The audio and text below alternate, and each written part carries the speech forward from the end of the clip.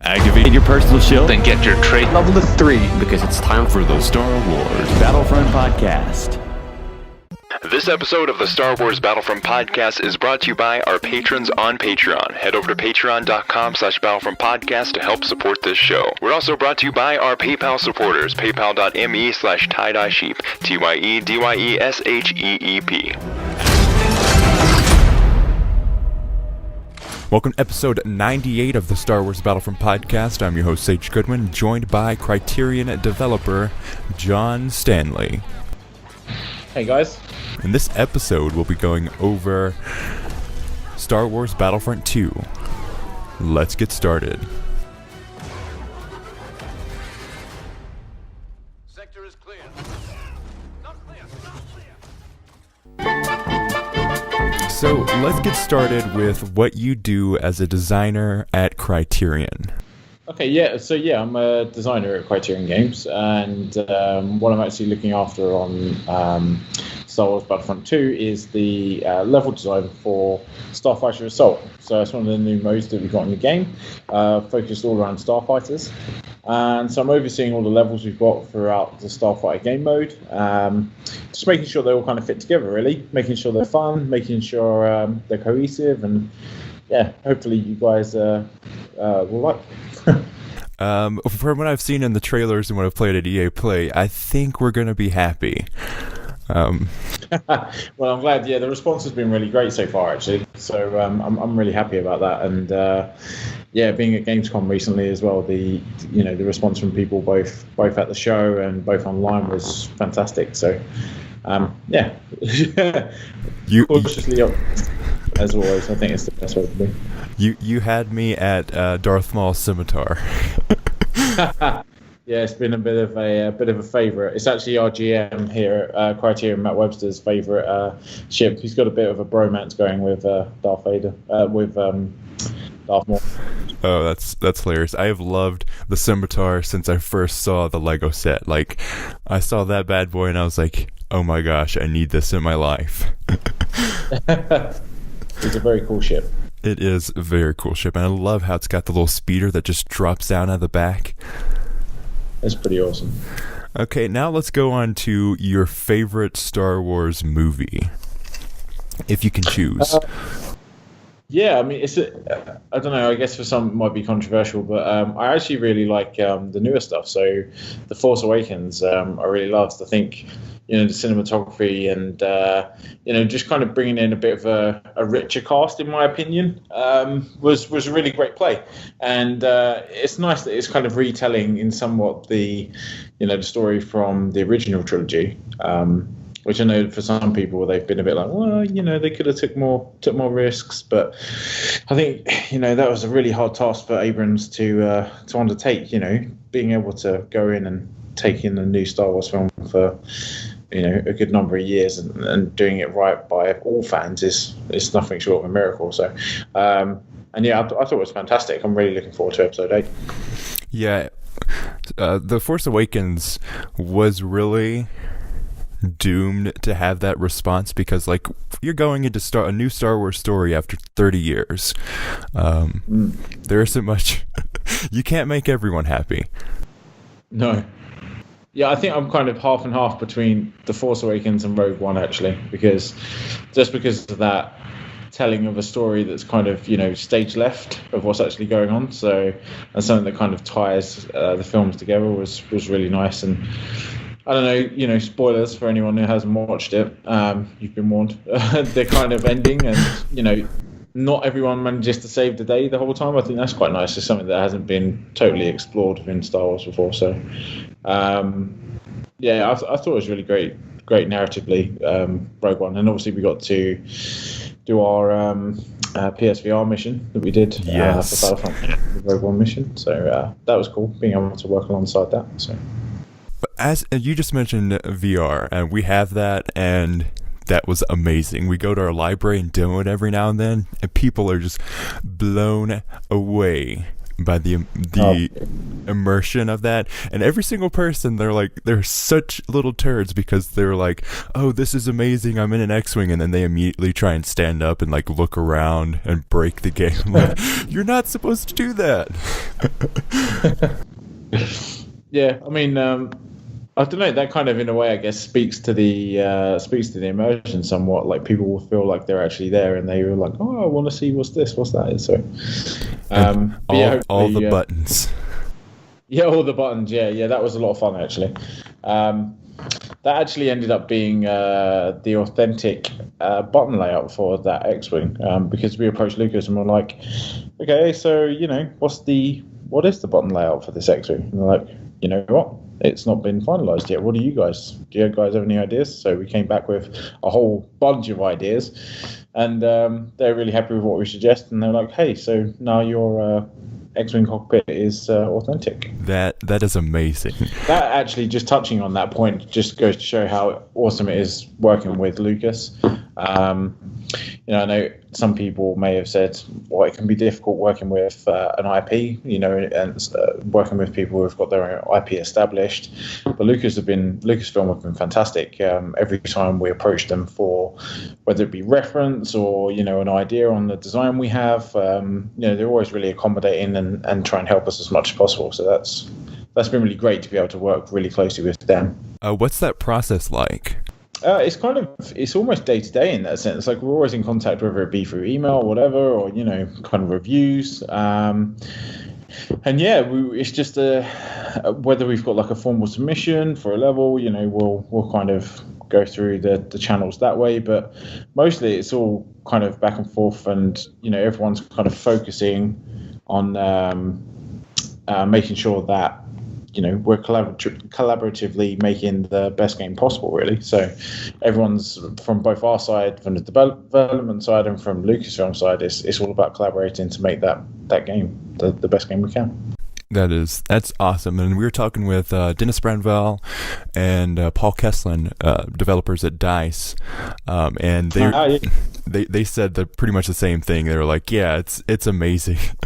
I was talking when I was interviewing Paul Kesslin for the podcast. I was like, I always imagine the people at Lucasfilm as like these Jedis in this huge book of in this whole room of scrolls.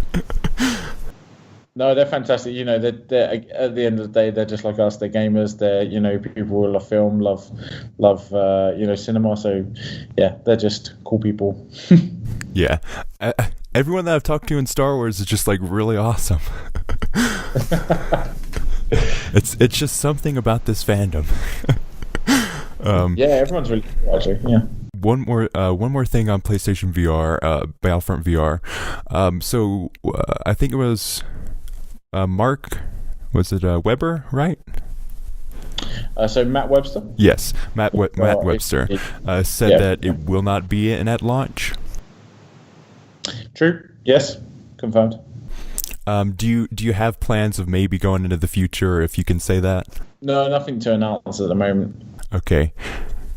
That's very sad. I'm crying a VR tear right now. Yeah, I mean, we really are focusing on the main game, and this game is so huge. Obviously, you've seen there's the likes of us at Criterion working on it, and we've got Motive working on it as well, working on the single player, and DICE obviously bringing their expertise for the multiplayer, and so bringing all these three studios together and making sure we can get at the kind of huge amount of content that we've got coming out for this game. So it's challenging, and that's definitely got our focus at the moment. Okay, that leads perfectly to my next topic. 3 developers on a single game, unprecedented in terms of video game development. What was the first thing Criterion did when they realized that they're going to be working on Battlefront with these other developers? Well, we've actually been working with DICE for a while now, and we worked on Battlefront 1. So we did the Speeder Mike mission on Battlefront 1. Yes. Some of the vehicle stuff there. So, it was like, oh, great, we'll be working together again. That's great. But yeah, it was, something we've been forging for a little while. So, and yeah, then working with Motive, working with the guys there, like that's been really fantastic as well. And bringing a whole new different view and different context to ways in which we've seen development before. So that's really great. How does that work in the development phase? Like, the game's being developed in Frostbite, correct? Yes. Okay, so how does that work? Do you like exchange assets as you build them, or like how's the communication work? Again, it's kind of like we just try and speak to each other as much as possible, whether it's through something like messaging apps, or whether it's through then like video conferencing or face to face. We'll get together as much as we can, and it's the main thing there is it's all about to make sure everyone's informed, make sure everyone's on the same level, and everyone's talking together. Because the more we do that, then the more that we can, as the saying, I'm probably going to butcher the saying, but two brains is better than one. So many brains is better than one. So everyone gains. Yeah, So it's much more collaborative than it would normally be. Yeah, and that's actually one of our kind of mantras at Criterion. It's all about creative collaboration. So we always try as much as possible to make sure that can happen and try and facilitate that. So yes, okay. So you've been talking about the feel of the vehicles. So Criterion, as you said in many interviews, is the masters of feel, and I believe that. I played the Starfighter combat at EA Play, and I was just like, I can do a barrel roll now. It felt like I was piloting a ship in Star Wars, like I was in control of it. Like I loved Fighter Squadron. But one of my biggest gripes about that was the use of the evasive maneuvers. I always thought, like, man, I just really want to get out of this way, and now you have realized that. So what is the first thing that you tackle when you're going up against getting the feel of the ships down?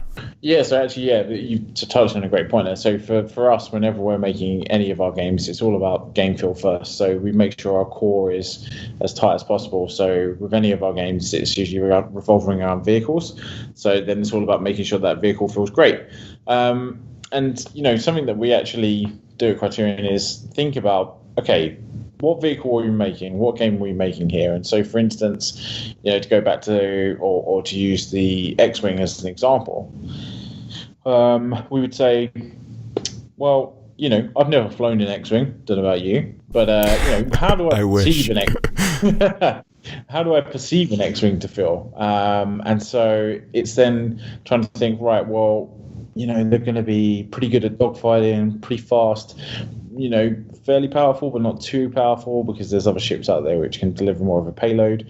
And so then we start off by kind of giving this kind of characteristics to each of the ships. So for the X-Wings, we think, they're going to be something which is good for dogfighting. Then we look at something more like an Inceptor, like an A-Wing, for example. And for us, it's like, right, well, that's going to be really nippy, really fast. Probably going to have a little bit less health just because it's got that extra quickness. Yeah. But let's make sure that they're dealing a good amount of damage as well. And then you look at something like the Y-Wing, and it's like, okay, this is going to be the tank. This guy's going to be getting in there, delivering huge amounts of damage to objectives. But then because of that, we're going to need to make him a little slower. And, I think that kind of all fits within the characteristic of the ship quite nicely. So we kind of started off by looking at that first, by looking at the different characteristics. And then, we just worked the handling from the ground up, really, from Battlefront 1. So, as you said, from EA Play, we thought, well, what's really great for us and what we want to be able to do is have full control on creating these kind of epic Star Wars moments, kind of Starfighter moments. And so that's why we steered away from the kind of maneuver sets, and now you have full control yourself of the role of the ship.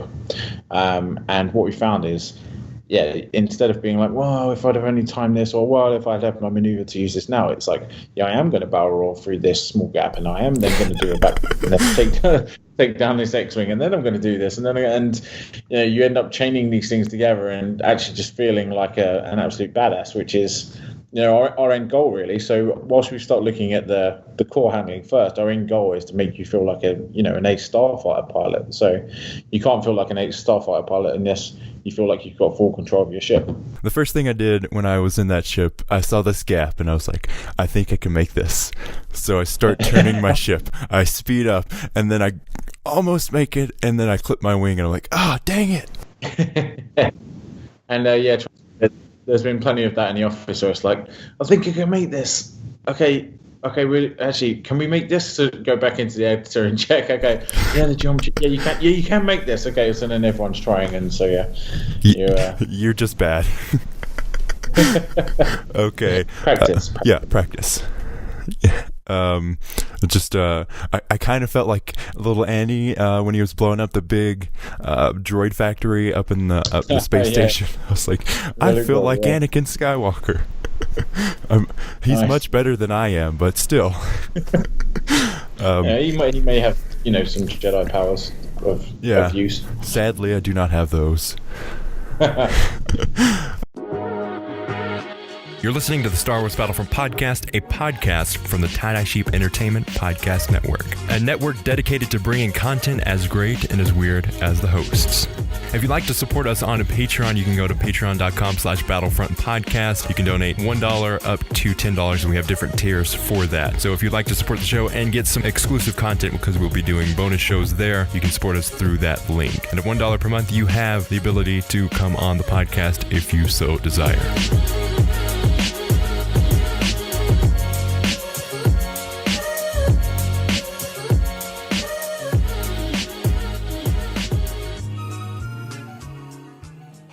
2015's Battlefront eventually received space battles for the Death Star DLC. I love that DLC. It's one of my favorites. I love the trench run. That's like, it makes you feel like you're Luke Skywalker trying to blow up the Death Star.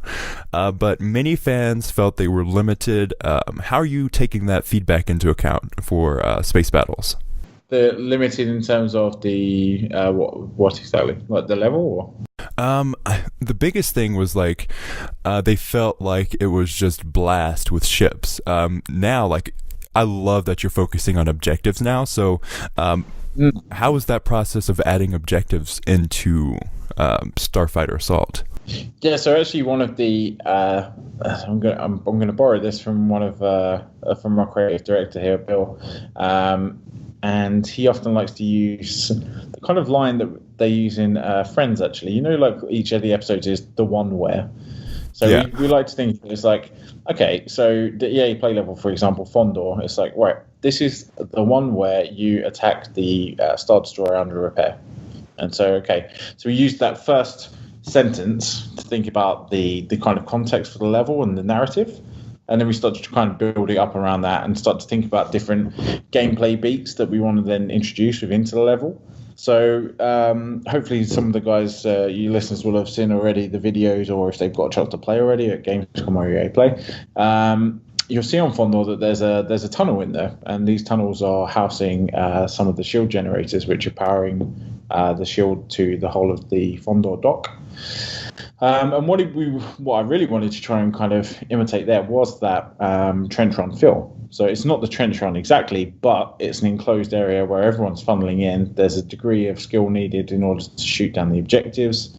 So we can kind of think, right, well, here's our overarching context for the level, which is take down and take out this repairing Star Destroyer. But what cool ways can we then infuse gameplay and Star Wars kind of references into that at the same time? So then it's like, all right, well, that can be a phase. So that's phase 2, as it happens in Fondor. And in phase 1, we start to build up and we think, well, we can't just go barreling into this tunnel for no reason. All right, well, this is going to be taking down the shields. Great. But the Imperials probably aren't just going to let us do that. So, okay, they're going to have some defenses. Right, so phase 1, we're going to take down the defenses. So that's where they're sending their ships out, their light cruisers. And then phase 3, just really ties it all together. So it's like, right, our main objective is to come in and take out the Star Destroyer. So that's what we're going to do now. So we focus on the power that's left going to the Star Destroyer, take that out in order to expose the core, and then take the whole ship down. Yeah, everyone's happy. Gold medals, except for Chewie. Chewie. Yeah, apart from and Chewie's always not very happy. Yeah. Do you give Chewie a medal in Star Wars Battlefront 2? Not personally, no. Dang it. He doesn't get a medal. He doesn't get a hug. Poor Chewbacca. Poor. And it's been stated, correct me if I'm wrong, that as you change maps, the objectives will switch to suit that map, right? Well, yeah, I mean, each of, as I was saying, kind of there about this is the one where each of the maps will have a focus, a narrative focus. And so naturally, then we try to make it so that the objectives then tie into whatever that narrative focus is. So not only that is it important to help with the narrative, but yeah, we want to make sure that we're kind of switching up the gameplay, making the gameplay, feel right for that level. I love how, like, even like a 2015 Battlefront, like the Death Star DLC had that narrative in it in the Battle Station game mode. Like, you're going in there, you're trying to take down the Star Destroyer, then you're trying to go get R2-D2. Like, I love those little cues that you all do in Battlefront. Like, I love that. It makes it feel more authentic. Like, oh, I'm not just some random rebel trying to defeat this thing for some reason. It's like, I'm trying to, as a rebel, defeat this massive empire. Like, I love that so much. Good. I'm glad. Yeah, I mean, I think, for a lot of Star Wars players, it's all about immersion, so we try to do that with our ship handling, with making you feel like an Starfighter pilot, but some of that immersion is then going to come from the setting, the narrative, and actually what's going on within the level. So it's all these kind of layers, and then obviously audio on top of that as well. We've got some fantastic VO going in and some fantastic audio sound effects going in there, so all of that kind of tied and coming together then leads to this hopefully really immersive all experience. Yeah, just watching the gameplay reveal trailer of Starfighter Assault, I was like, yes. Poe Dameron, like, I'm super stoked, and Kylo Ren playing his ship. Like, I love, like, the selection of hero ships that you've chosen is amazing. And like, what was the process in choosing those? I mean, some of it's about like thinking about, well, there's certain ships that we definitely need to have in. So, Millennium Falcon, for example. And then it was then trying to think it was slightly about, well, okay, maybe we haven't seen in a Battlefront game before. So then we went down that train of thought and started to bring in stuff like, the scimitar and things like that. So it was written really about kind of thinking, well, what ships are out there in the Star Wars universe, and what cool ones which are the cool ones that we'd like to bring into the fold, really. So, prequels in Battlefront, like, amazing. Before we got the reveal of Star Wars Battlefront 2, I was like, so they said they're going to have multiple eras. Does that mean Clone Wars? And I was like, I don't know. There's so much Clone Wars content out there. It could use its own game. And then you go out and you're like, yes, there's Clone Wars. And I was just like, oh my gosh, that's amazing. What's it like working with Clone Wars after having that experience with the original trilogy and Rogue One? Well, I mean, as you said, we're working across all three trilogies. So we've got the prequel trilogy, the original, and the new trilogy. We can't go, super in depth and into detail on what's going on there. You will have seen, as you saw in the kind of reveal trailer and things like that, some of the potential locations that we've got going down. So you'd see that Camino is one of the levels, so that's been really cool. Because that being our one of our slightly more different levels, it's a lot of kind of structures around to try and play around, and so it's been great in that sense to be able to delve into content which slightly different, which hasn't had as much light as for the original trilogy, for example. There's been lots of stuff done in the original trilogy, so then being able to dip into something like the prequels has been really fun, and kind of exploring different ways in which we can as I was mentioned earlier, narratively theming a level, but also then looking at the ships involved for that era as well. It's been really great. It's been nice to stretch the design legs on that. Awesome. Okay, so we got a fun question here. What is your number one choice for a hero? If you could add anyone in Star Wars, no questions asked, like anyone. Dennis Brownville told me at EA Play that his would be Ahsoka. What's yours? I have two, actually. One's going to be very controversial, so I'll go with the not so controversial one. I'd love to see Mace Windu in there. Oh, that would be so awesome. Epic. That would be very, very cool. Just because he's a badass. So, but I'd actually really like to see Jar Jar in there. Yes. Let's get Jar. Can you imagine absolutely, destroying with Jar Jar the shame that you would bring to the other team? So I would love that. Misa just killed you. Exactly right. It would be like an insult to injury, So, you'd have to make him like super overpowered because everyone would be going after Jar Jar. Exactly, yeah. Kill Jar Jar! Not only would you have a huge target on your back, you would hopefully just be wrecking face. So. Oh, I love that. That would be like the funniest thing to see, just like Goofball running around the Battlefront just destroying people accidentally. That'd just be great as like the underdog would be great. Oh yes. That would be so much fun. Okay, so what has been your favorite part of working on Star Wars Battlefront 2? That's a big question. I think actually one of my favorite things has been seeing fan reaction to what I can only really speak to specifically what we've been doing at Criterion, but for Starfighter Assault, seeing fan reaction to how happy they are with the way we're kind of handling things, and being I was lucky enough to go to Gamescom, and we're showing off the game there, and speaking to press and influencers and members of the public, and it's fantastic. I think for me, like as a developer, you can't get any better than that. Seeing firsthand people enjoying playing what you've spent a long time making is priceless. So that for me, I think, has been one of the most enjoyable things. The other thing actually has been just being able to the actual breadth of content that we've got within the game, and as we spoke several times about all 3 eras within the game. So yeah, not having to stick to one era has been really great. So we can kind of bounce around and explore different ideas. So I've really enjoyed that as well. Every time I get to talk with the developers, I love it, and you guys are just so awesome. That's what I really like to hear, is that when like you come from this as a fan perspective as well, like. When people say, "Oh, Battlefront sucks," I'm like, "What are you talking about?" They're like, "Oh yeah," and I was like, "I've talked to the developers personally. They don't want to make a bad game. It's their biggest hope that they make an amazing game, and I think you have done that."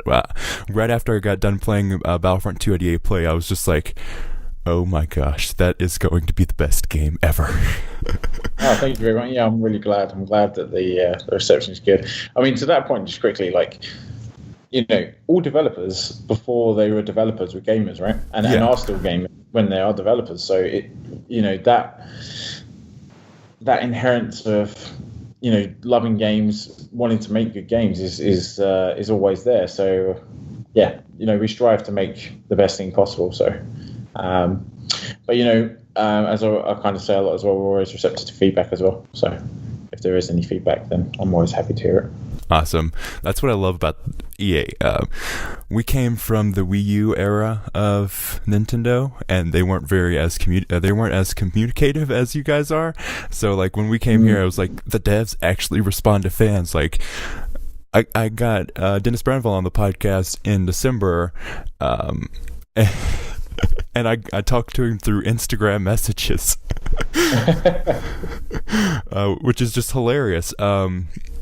And like, if there's things going down on, obviously it's a sensitive thing, not only is game development in general sensitive, but then working with an IP such as Star Wars. So it's not like we can, I'm more than happy if there's something on Twitter that I see that somebody's, posted, I'm more than happy to answer it if I can answer it. If I don't answer it, don't think I'm ignoring you. I'm always seeing the feedback. It's just, some things, one, I can't talk about. Two, I'm not going to spoil that for you. The game's out in a bit. You can play that and you'll see. So yeah, but yeah, as much as possible, because on a kind of I don't know, like a little mini selfish level as well, I guess. Like, I don't know, selfish probably the wrong word. Like, I love interacting with people that are giving feedback or talking about a game that I'm making. Like it's great. Like, I get a great buzz out of it. It's fantastic. So It was amazing having you on the podcast.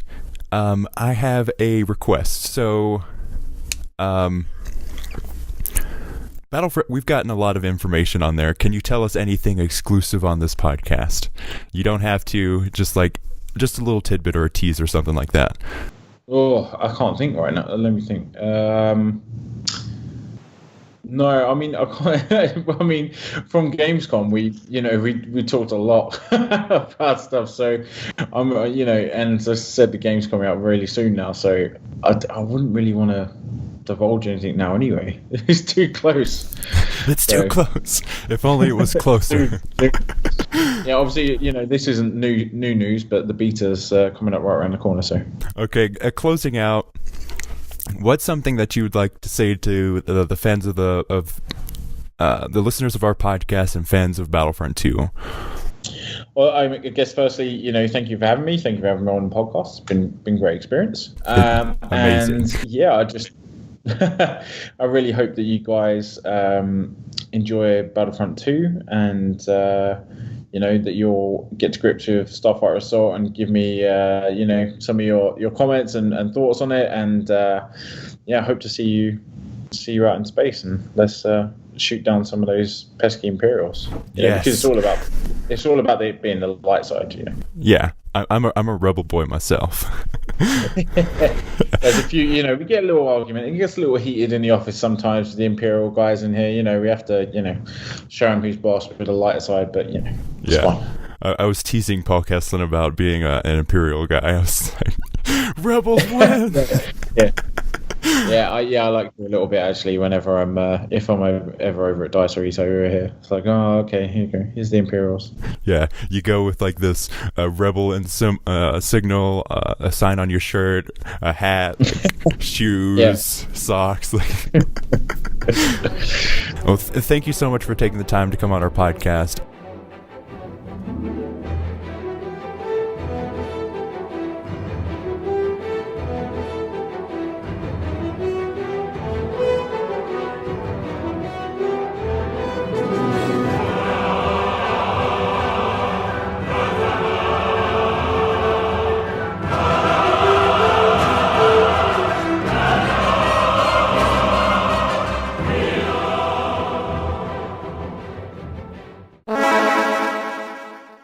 Pick your class and earn your battle points because it's time for the Star Wars Battlefront podcast.